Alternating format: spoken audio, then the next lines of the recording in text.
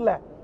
அதோட அரசு உதவி பெறுகின்ற கல்லூரி பள்ளிகளுக்கு அந்த அரசு அந்த பணியிடங்களை நிரப்புவதற்கு காலி பணிகளை நிரப்புவதற்கு இந்த அரசு அனுமதியை தரல.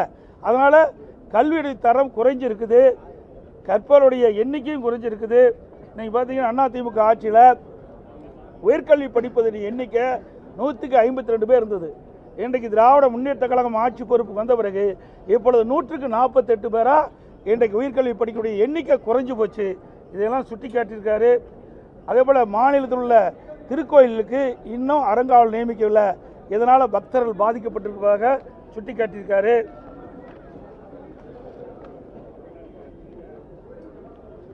இன்றைக்கு சிறு குறு நடுத்தர தொழில் அதில் தான் எம்எஸ்எம்இயில் தான் அதிகமான பேருக்கு வேலை வாய்ப்பு கிடைக்கும்.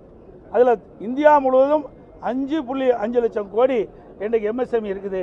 தமிழகத்தில் 40 லட்சம் தான் எம்எஸ்எம்இ இருப்பதாகவும், இதனால் தொழில் குறைந்திருக்குது, வேலைவாய்ப்பு குறைந்திருப்பதாகவும் சுட்டி காட்டியிருக்கிறாங்க.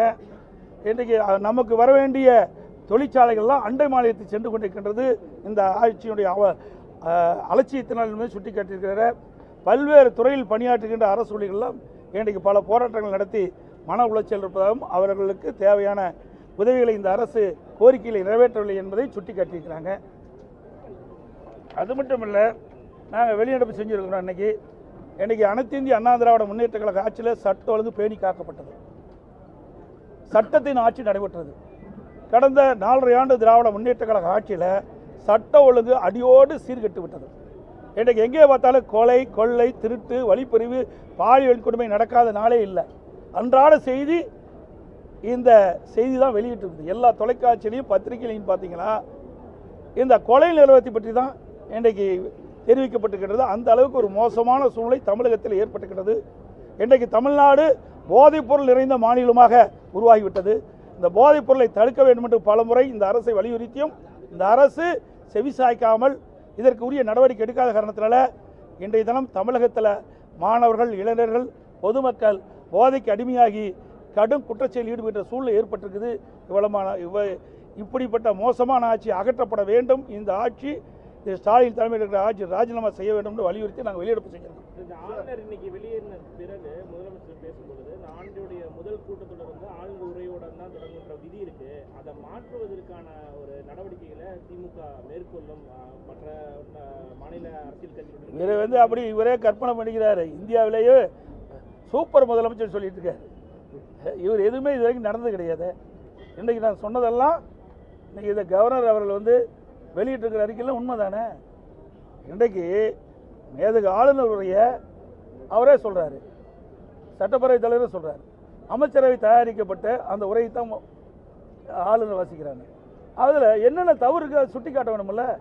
ஆளுநர் தவறான செய்தியை வாசிக்க மாட்டாங்கன்னு சொல்கிறாரு. அவருடைய நியாயம் அதுதான். ஒரு மேதகு ஆளுநர் அவர்கள் தமிழகத்தில் நிலவுகின்ற நிலைமையை உண்மைத்தன்மை இருந்தால் தான் அது பேச முடியும். தவறு இருக்கின்ற பொழுது சுட்டி காட்டுகிறார். இந்த அரசு அதை ஏற்றுக்கொள்ள மறுக்குது. அதனால தான் இப்படிப்பட்ட வெளிப்படை. அது மட்டும் இல்லை, ஆளுநரை பற்றி என்ன செய்தி சொல்ல வேண்டுமோ அதையே முன்கூட்டி தயாரித்து முதலமைச்சர் அந்த சட்டமன்றத்தில் இன்றைக்கு தீர்மானமாக கொண்டாடுறாரு. எப்படி கவர்னர் இப்படி பேசுவார்னு தெரியும். ஆக திட்டமிட்டு இந்த அரசாங்கம் கவர்னர் மீது ஒரு தவறான எண்ணத்தை உருவாக்க வேண்டும் என்ற அடிப்படையில் தான் இன்றைக்கு முதலமைச்சர் அவர்கள் ஒரு அறிக்கையை தயார் பண்ணி தீர்மானமாக கொண்டு சட்டமன்றத்தில் வாசிச்சிருக்கார். இன்னொன்று, மேதகு ஆளுநர் உரையில் வேறு எந்த கருத்து சொல்ல முடியாது. அதுக்கு யாருக்கும் அந்த இது கிடையாது. பாரம்பரியமாக நீங்கள் பார்க்கின்ற பொழுது மரபு அப்படித்தான். மேதகு ஆளுநர் உரையில் ஆளுநர் உரை மட்டும்தான் இடம்பெற வேணும். ஆனால் முதலமைச்சர் தன்னுடைய கருத்துக்களை இதில் பதிவு செய்கிறார். இது எந்த விதத்தில் நியாயம்? மரபை மீறி செய்யலாம். தயாரித்து கொடுத்த உரையில அதை சபாநாயகர் வாசிச்சாரு. இப்ப ஆளுநரும் தன்னுடைய விளக்கத்தை கொடுத்தாரு. இந்த விஷயங்கள்லாம், இந்த அம்சங்கள்லாம் இடம்பெறல அப்படின்னு. இரண்டுக்குமே பல்வேறு முரண்கள் இருக்குது. எப்படி புரிஞ்சுக்கிறது? முரண்பாடு இல்லை, உண்மையை கவர்னர் எழுத வேணுங்கிறார். தமிழகத்தில் நடைபெற்ற உண்மை செய்தியே மேதகு ஆளுநருடைய இடம்பெறுங்க. நான் படிக்கின்ற பொழுது நீங்கள் செய்த தவறை சரி என்று நான் படிக்க மாட்டேன், வாசிக்க மாட்டேங்கிறார். இதுதான் பிரச்சனை. நடைபெறுகின்ற சம்பவங்கள் எவ்வளவு நான் சொன்னேன்.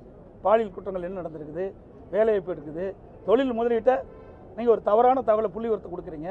அந்த புள்ளி விவரத்தை அதை நீங்கள் தயாரித்து கொடுக்குறீங்க. அதை நான் வாசிக்க வேணுமா? இதை திருத்தி கொடுன்னு தான் சொல்கிறேன், வாசிக்கலன்னு சொல்லலை. தமிழகத்தில் இருக்கின்ற உண்மை நிலையை நீங்கள் அமைச்சரவையில் அதை வச்சு புத்தகவடியில் கொடுங்க, நான் அதை வாசிக்கிறேன். இதுதான் சார். இது வந்து ஆளுநர் அவர்கள் வந்து இதுக்கு நம்ம விமர்சனம் செய்வது சரியல்ல. மேதக ஆளுநரை பற்றி விமர்சனம் செய்வது முறையல்ல. நாங்கள் அது செஞ்சதும் கிடையாது, வேண்டாம் சார். அதுதான் நான் சொல்கிறேன், அதுக்குள்ளே நாங்கள் போக விரும்பலை, புரியுதுங்களா? எங்களுக்கு வேண்டியது மக்களுடைய பிரச்சனைக்கு தான் நாங்கள் தேர்ந்தெடுத்துக்கிறோம். மக்களுடைய பிரச்சனை பேசுறதுக்கு தான் வந்திருக்கிறோம். நீங்களும் மக்களுடைய பிரச்சனை கேளுங்க, நான் அதுக்கு பதில் சொல்கிறேன். தேவையில்லாத பிரச்சனையை உருவாக்கி டைவெர்ட் பண்ணாதீங்க. ஏன்னா மக்களுக்கு என்ன செய்தி போய் சேரணுமோ அது உண்மையான செய்தி போய் சேரட்டும். அனைத்து ஊடகங்களுக்கும் பத்திரிகைகளுக்கும் நன்றி, வணக்கம்.